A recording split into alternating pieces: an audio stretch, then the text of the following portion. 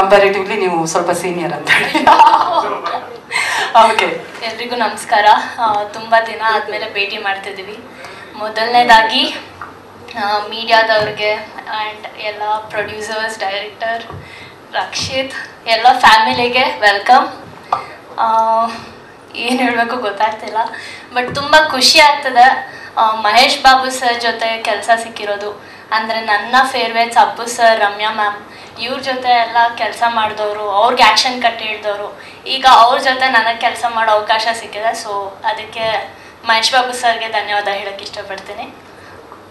ಹಾಗೆ ರಕ್ಷಿತ್ ಅವರು ತುಂಬ ಅದ್ಭುತವಾದಂಥ ಒಂದು ಕತೆ ಕೊಡ್ತಿದ್ದಾರೆ ನಮ್ಮ ಸ್ಯಾಂಡಲ್ವುಡ್ಗೆ.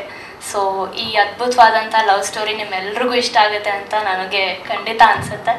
ಹಾಗೆ ಪ್ರೊಡ್ಯೂಸರ್ಸ್ಗೆ ಇಂಥ ಅವಕಾಶ ಕೊಟ್ಟಿದ್ದಕ್ಕೆ, ಸಪೋರ್ಟ್ ಮಾಡ್ತಿರೋದಕ್ಕೆ ಧನ್ಯವಾದಗಳು.